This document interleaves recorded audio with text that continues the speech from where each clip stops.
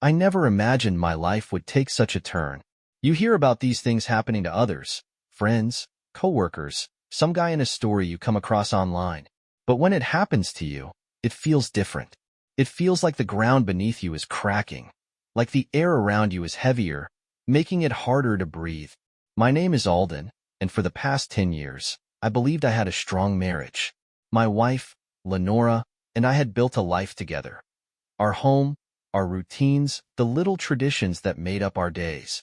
I never suspected a thing. Maybe that was my mistake. Maybe I was too trusting. It started as a small feeling, a whisper in the back of my mind. I ignored it, brushed it off. I told myself I was being paranoid. But then, the small things became big things. The late nights at work that didn't make sense. The sudden shift in her demeanor, like she was always half present, as if part of her was somewhere else. The way she started dressing differently, like she was trying to impress someone, but it wasn't me. Then came the phone calls. At first, they were nothing. Quick messages, soft laughter in the other room. The way she would silence her phone the moment I walked in. It wasn't just one or two times. It became a habit, a reflex. I'd step into the kitchen, and she'd turn the screen away from me. I'd reach for her hand, and she'd pull back, just slightly, like she wasn't even aware she was doing it. I could have ignored it. A lot of men do. Maybe I wanted to believe that if I didn't acknowledge it, it wasn't real. That she was just going through something, that we could work through it. But then, I found the receipt.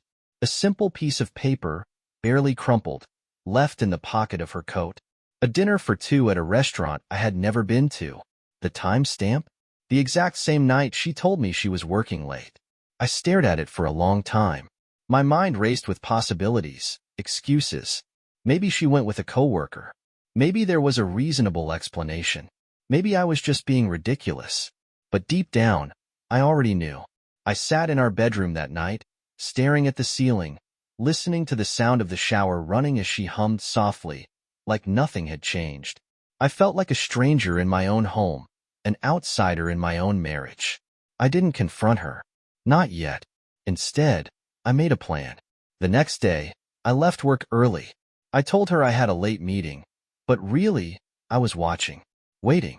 And sure enough, at 7:30 p.m., she got dressed in that same navy blue dress I had always loved on her. She checked herself in the mirror, smiling at her reflection in a way I hadn't seen in months. But that smile wasn't for me.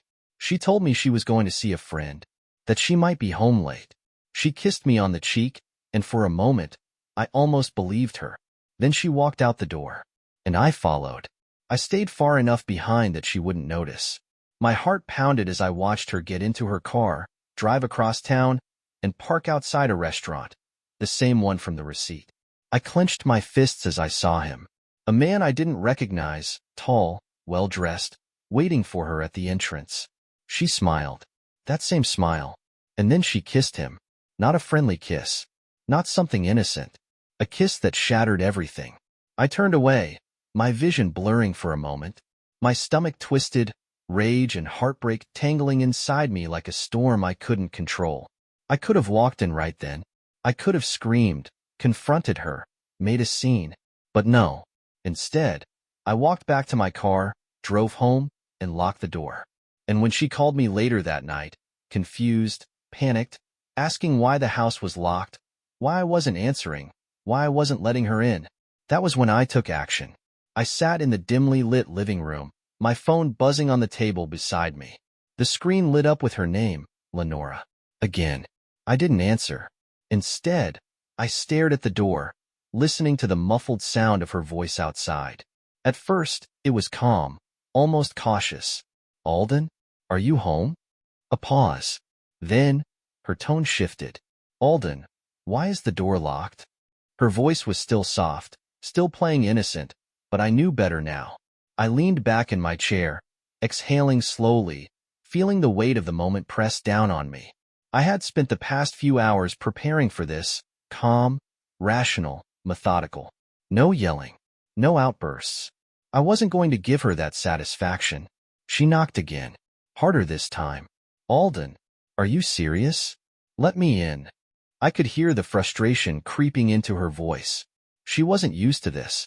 She was used to being in control, to getting her way with a smile and a well-placed excuse. I picked up my phone, scrolled through my messages, and found the one I had sent her just minutes ago. The only message I had sent her all night. I know. Nothing more. Nothing less. I imagined the way she must have felt when she read those words. The way her heart must have dropped, her breath caught in her throat, because deep down, she knew exactly what I meant. I stood up, stretching my arms, feeling a strange sense of calm settle over me. I walked to the window, peeking out just enough to see her. She was standing on the front step, still dressed in that navy blue dress, her phone clutched tightly in her hand. Her face was pale, her eyes darting around, scanning the street as if hoping someone, anyone, would be able to explain what was happening. She tried calling again. The phone vibrated against the table. I let it ring. Then, I watched as she turned back to her car, fumbling with her keys. That's when she saw it. The small envelope tucked neatly under her windshield wiper. I saw her hesitate, staring at it for a moment before slowly reaching out, her fingers trembling slightly as she pulled it free. She opened it, her eyes scanning the contents, and I saw it. The exact moment she realized this wasn't just suspicion. This wasn't just a fight. This was the end. Inside the envelope were two things. A printed copy of the restaurant receipt she had carelessly left in her coat pocket. A photo of her and the man she had kissed just hours ago. The same man she had been lying to me about for months. I had taken it myself. She staggered back, gripping the door of her car for support. I saw her lips move, whispering something. Maybe a curse, maybe a prayer.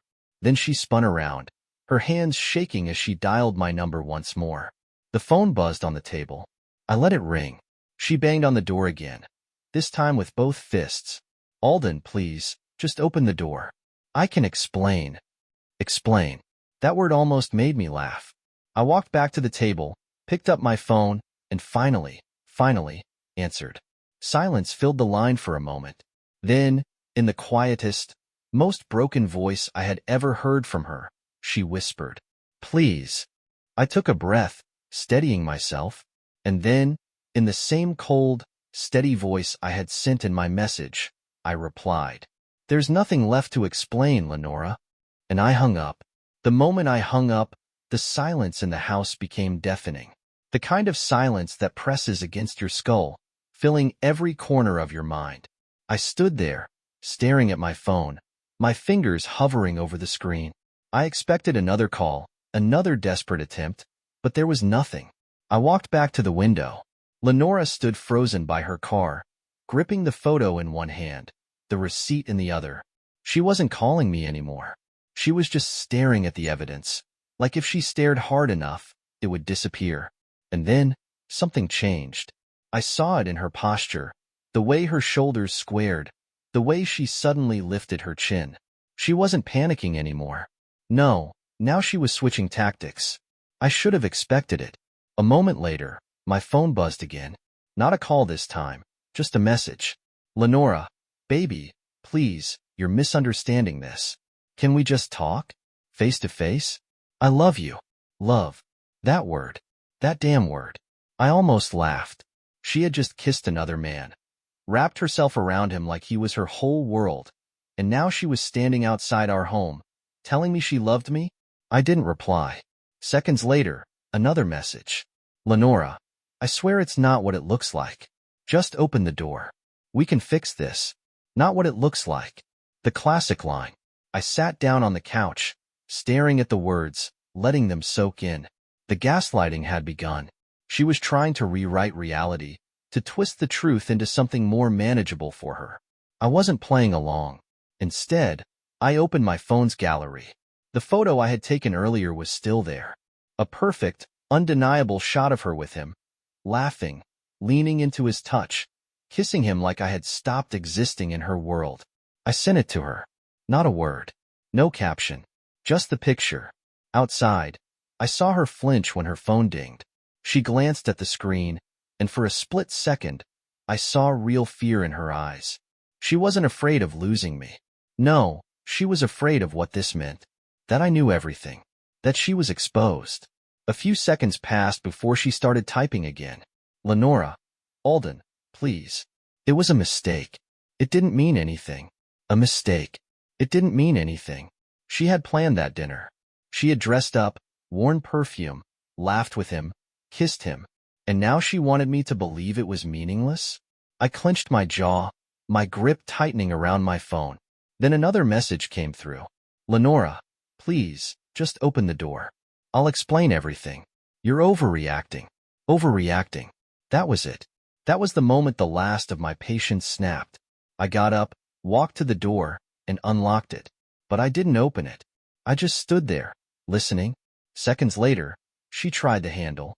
When the door creaked open, she hesitated before stepping inside, like she wasn't sure what to expect. She saw me standing there, arms crossed, expression unreadable. I could see the wheels turning in her head, trying to figure out what version of the truth would get her out of this. Alden, she whispered, eyes wide, voice trembling, practiced, calculated. Please, just listen to me. I didn't move, didn't say a word. She took a hesitant step forward, placing a gentle hand on my arm. I know this looks bad, but it's not what you think. That man, he's just a friend. I was comforting him. He's going through a rough time, and I let out a sharp breath through my nose. Stop. Her mouth clamped shut. I reached into my pocket and pulled out another envelope. She eyed it warily as I handed it to her. She opened it with shaking hands, and then her entire body went rigid. Inside were more photos. Not just from tonight. From weeks ago. Different nights. Different places. Same man. Same lies. Her breath hitched. You weren't comforting him, I said coldly. You weren't helping him. You weren't supporting a struggling friend. I stepped closer, lowering my voice to something dangerous. You were sleeping with him, Lenora. She swallowed hard, her eyes darting to mine, looking for any sign of softness, any opening she could use. Don't lie to me. I cut her off, my voice sharper now. Not anymore.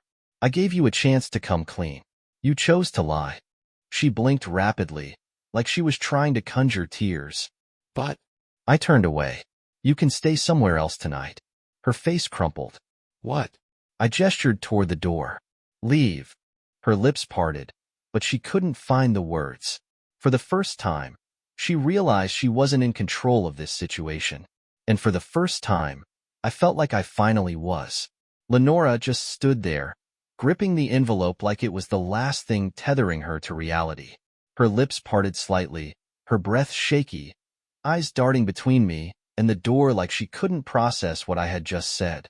You want me to leave, she whispered, as if the very idea was foreign to her, as if she had never even considered a reality where I was the one in control. I exhaled slowly, my jaw tight. Yes, Lenora, I do. Her hands trembled as she clutched the envelope against her chest, her breathing growing uneven.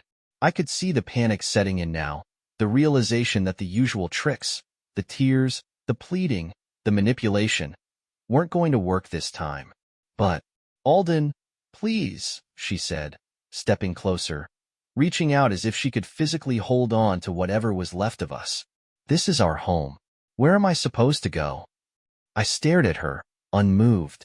You should have thought about that before you threw our marriage away.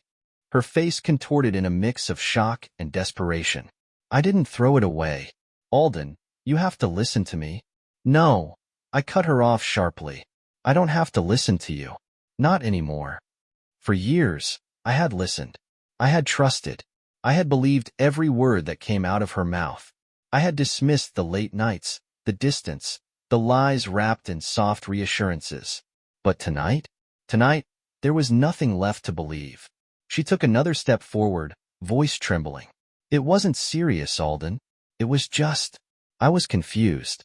I was lonely. You've been so distant lately. I let out a hollow laugh. So this is my fault now?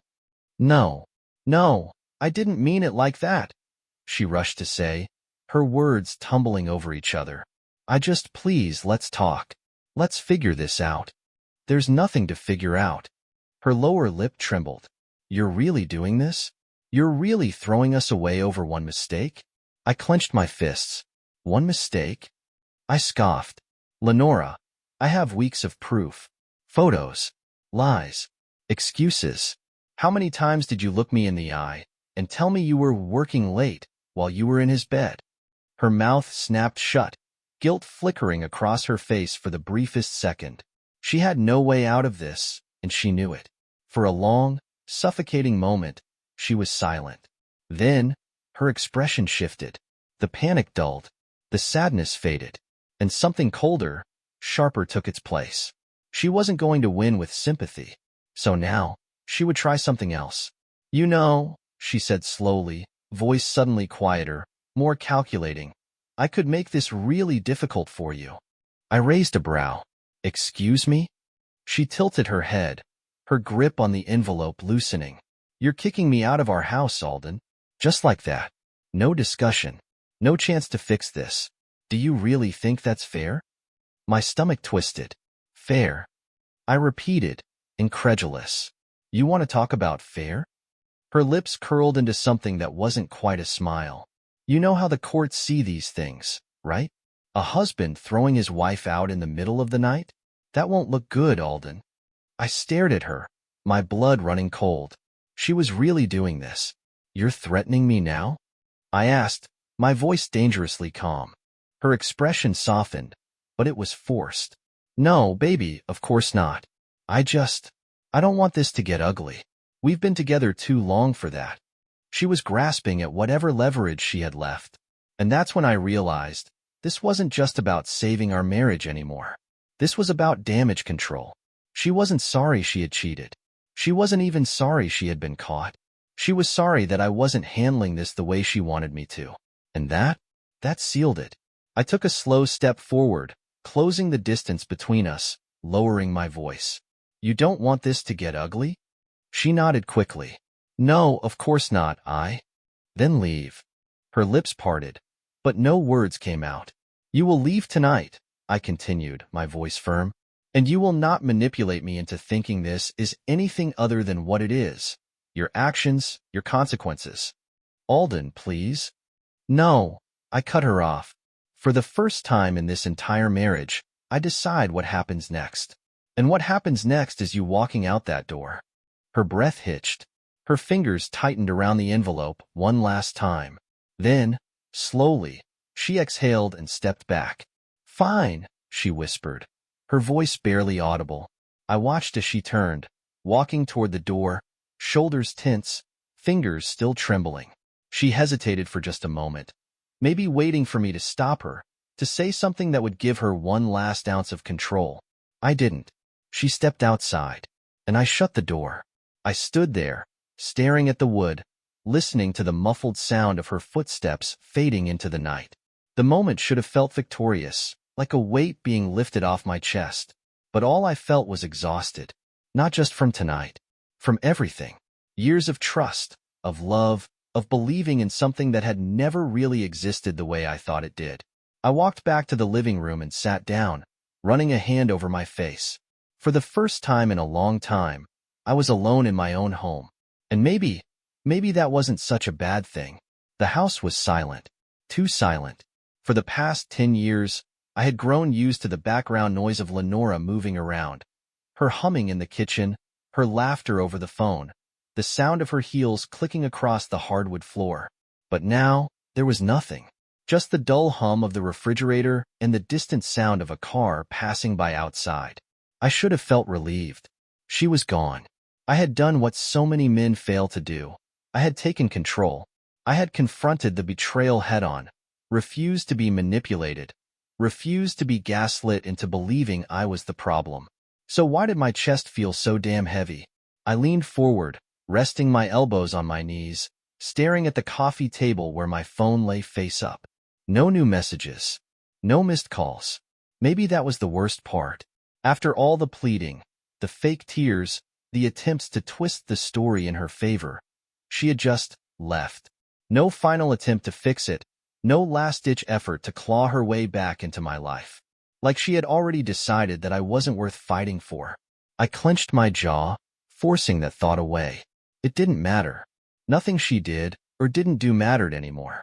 I was free. Then why did it feel like I was suffocating? I pushed myself up, pacing the room, my mind racing with everything that had happened in the past 24 hours. From the moment I had found the receipt, to following her to the restaurant, to the way she had looked at me when she realized I knew everything. That look, it hadn't been fear. Not of losing me.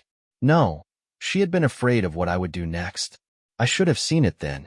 The moment she switched from denial to manipulation. The second she realized that I wasn't going to play along, she started calculating her next move. And that's what was keeping me awake. Because something told me this wasn't over. I grabbed my phone, scrolling through the photos I had taken earlier that night. Each one was undeniable proof. Her with him, smiling, laughing, kissing. A perfect, airtight case of infidelity. But then I saw it. Something I had missed before.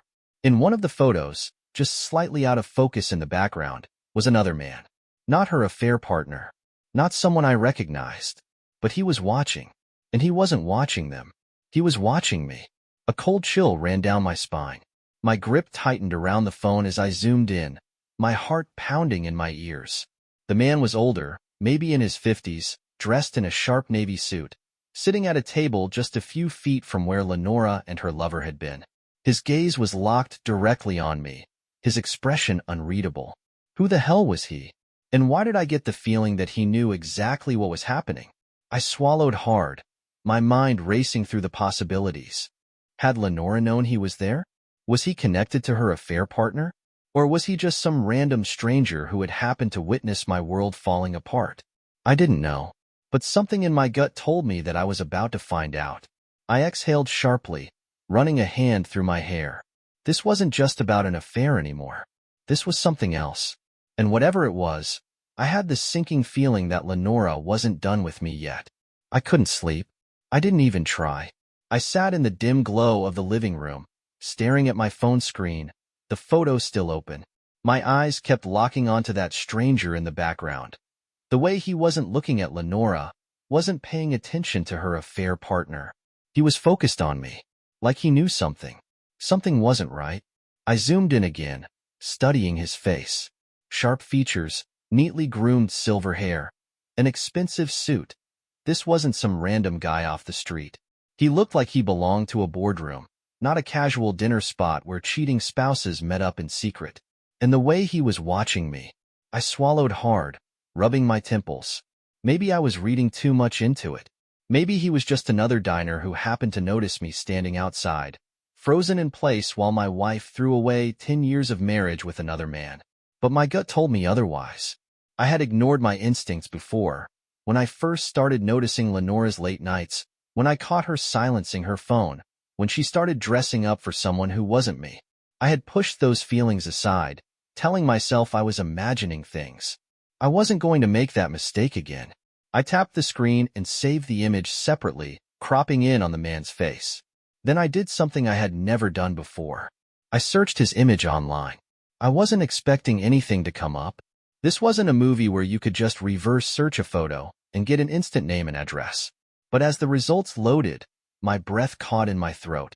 Because there he was. His name was Everett Langston. CEO. Investor. A powerful name in the corporate world. And then I saw something that made my stomach drop. He was also the father of the man Lenora had been with tonight. My blood ran cold. I clicked on another link, scrolling through photos of the Langston family. And there he was, the same guy from the restaurant. Lenora's affair partner. His name was Grant Langston. I leaned back against the couch, gripping the phone so tightly my knuckles turned white. This wasn't just some fling with a random coworker or a guy from the gym. She had been sleeping with him. A man from that family. A powerful family. A family with influence, connections, money. And his father had been watching the whole thing. I took a slow, shaky breath, my mind racing. Had Lenora known? Had she planned this? Or was this just a coincidence? I glanced at my phone again. The time read 2:14 a.m. And then, as if on cue, my phone buzzed. A message. Not from Lenora. From an unknown number. Unknown number. We need to talk. Now. I stared at the text, my heart pounding. Was it him? Everett Langston? How the hell did he get my number? My fingers hovered over the keyboard. Uncertainty twisting in my gut. Should I ignore it? Respond? Before I could decide, another message came through. Unknown number. I know where your wife is right now. Do you? I froze. My pulse hammered in my ears as I read the words over and over. I thought Lenora had left. I thought she had gone to stay with a friend, or maybe even back to that man's place. But something about this text made my stomach churn. She wasn't just somewhere. She was somewhere he knew about. I inhaled sharply and typed back. Me. Who is this? A few seconds passed before my phone buzzed again. Unknown number. Someone who can tell you the truth about your wife. But only if you're willing to hear it. I stared at the screen, my hands cold. My gut was screaming at me. This was bigger than just an affair. And I wasn't sure I was ready to know just how deep it went. But I had to. I had already lost my marriage. Now, I needed to know why. I stared at my phone, my pulse hammering in my ears. This wasn't normal. Affairs weren't supposed to come with cryptic messages from powerful men. They weren't supposed to unravel into something deeper, something more dangerous. But here I was. And Everett Langston, the father of the man my wife had been with, knew something I didn't. Unknown number. Meet me at the Brighton Hotel, room 1215. Come alone. I hesitated. My mind screamed at me not to go. This was insane. What kind of husband meets with the father of his wife's affair partner in the middle of the night? And yet, I had to know. Because there was something bigger happening here. Because Lenora wasn't just cheating. Because the way she had looked at me before she left, the way she had hesitated at the door, waiting, expecting me to stop her, told me she was hiding something more. And now, Everett Langston was offering me the truth. I grabbed my keys, shoved my phone in my pocket, and walked out the door. The Brighton Hotel loomed over the city, its glass facade gleaming under the streetlights. It was the kind of place reserved for the wealthy, the kind of place where men like Everett Langston conducted their business behind closed doors.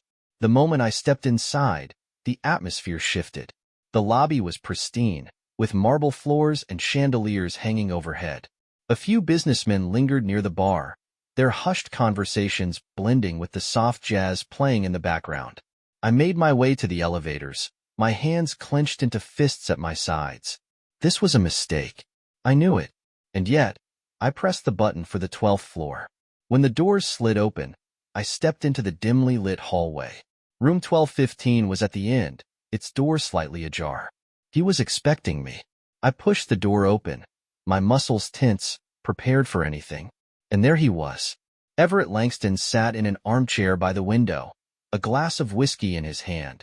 He looked exactly like he had in the restaurant, impeccably dressed, composed, completely in control. He didn't look up as I entered. Instead, he swirled the amber liquid in his glass and exhaled slowly. "You came," he said, his voice deep calm. "Good. That means you're ready to know the truth." I shut the door behind me, my jaw tight. "You have 60 seconds to tell me why the hell I'm here." He finally lifted his gaze, studying me like I was some business deal he was about to close. Then, he leaned forward, placing his drink on the table beside him. "You don't know who your wife really is, do you?" My stomach twisted. I clenched my fists. "I know enough." He smirked. "No, Alden. You know what she did. But you don't know why she did it." Something about the way he said it sent a chill through me. I didn't say anything. I just stared at him, waiting. Everett reached into his jacket and pulled out a small envelope. He tossed it onto the table between us. I didn't move. "Go ahead," he said. "Take a look." I hesitated, then grabbed the envelope and slid out the contents. My breath caught in my throat. Inside were photos. Not of Lenora and his son. Not of her cheating. But of me. My hands went cold as I flipped through them. They weren't recent. Some were from years ago. Pictures of me at work. At home. At the grocery store. Walking down the street. Someone had been watching me. For a long time. I looked up sharply. "What the hell is this?" Everett sighed, leaning back in his chair. "Your wife didn't just cheat on you, Alden. She chose my son. She was placed in his life. And yours." My mind reeled. "What are you talking about?" His gaze hardened. "Lenora was never just some devoted wife who lost her way. She knew exactly what she was doing from the moment she met you. And it was never about love." A slow, Nauseating realization crept over me. He was telling me that Lenora had been lying from the very beginning, that our marriage, our entire life together, had been a lie. I swallowed hard, my pulse pounding. Why? Everett took a slow sip of his drink. Because you were useful to her. And when you weren't anymore, she moved on to someone else. I gritted my teeth. That's bull. Is it? He interrupted, raising a brow. Look at those photos again, Alden. Someone had an eye on you for years. Do you really think that's normal? I glanced down at the pictures again, my hands trembling. This wasn't just about an affair. This was bigger. You were a stepping stone, Everett continued, his voice smooth, calculated. A temporary piece in a much bigger game. My son? He's just the next one. And trust me, she'll move on from him, too. Women like Lenora don't stop. They don't settle. They take what they need and then they disappear. My chest tightened. I wanted to deny it. I wanted to believe that even if Lenora had betrayed me, at least some part of what we had was real. But deep down, I knew it wasn't. Everett sighed, watching me carefully. I don't care what you do with this information. I don't care if you crawl back to her or if you burn every memory you ever had together. But I do care about one thing. His gaze darkened. I want her gone from my son's life. Permanently. I exhaled slowly, my mind spinning. You want me to stop her? He smirked. I want you to expose her. Publicly. So she never does this again. I clenched my jaw, my hands tightening around the envelope. My wife had destroyed our marriage. She had lied to me for years. And now, she was moving on to her next victim. I stood up, my decision already made. Tell me what I need to do. Everett smiled. I walked out of the Brighton hotel with my mind spinning. The weight of Everett Langston's words pressed down on me like a heavy storm cloud. I had come here expecting to learn more about my wife's affair, but instead, I had learned that my entire marriage had been built on a lie. Lenora had chosen me. I wasn't her husband. I was a stepping stone. And now, she was moving on, sinking her claws into Grant Langston. Another man who didn't realize he was just another piece in her twisted game. I gripped the envelope tightly in my hand, my heart pounding. I had a choice now. I could walk away. Let her do what she always did. Leave a trail of destruction behind her while she played the perfect wife to someone new. Or, I could make sure this never happened again. The next morning, I sat at my desk, scrolling through the evidence. The photos, the receipts, the messages. Proof that Lenora had been deceiving not just me, but everyone around her. I wasn't going to destroy her reputation. That wasn't my goal. But I was going to make sure Grant Langston knew exactly what kind of person he was dealing with. I drafted a simple email. No accusations, no bitterness, just the facts. To Grant Langston. Subject, thought you should know. Grant, I'm reaching out not as a jealous ex, but as someone who knows what it feels like to be misled by someone you trust. I learned the truth too late, and I don't want you to experience the same. Attached are some things that might give you a clearer picture of what's been happening. What you choose to do with this is up to you. Alden. I attached the photos and documents, then hovered over the send button. This wasn't revenge. This wasn't about humiliating Lenora. This was about truth. I clicked send and exhaled. Lenora showed up at the house a few hours later. I heard the frantic knocking before I even opened the door. When I did, she stood there, her face pale, her eyes wide with shock. Alden, she breathed, clutching her phone in her shaking hands. What did you do? I crossed my arms, leaning against the doorframe. I told the truth. Her breath hitched. You sent everything to Grant? I nodded. She let out a sharp, shaky laugh. You just ruined my life. I tilted my head, my expression calm. No, Lenora. I gave someone else the chance I never had, to see you for who you really are before it was too late. She opened her mouth to argue, but for once, she had nothing left to say. She had lost. Completely. Her phone buzzed in her hand, and she looked down, her face crumbling. Another call. Another message. A conversation she wasn't ready to have. And in that moment, I saw her for what she really was. Not the woman I had loved. Not the woman I had built a life with. Just a liar. A woman who had played this game for so long, she never thought she'd lose. But today, she lost. And I was finally free. Without another word, I stepped back inside and shut the door. And for the first time in a long time, I felt lighter.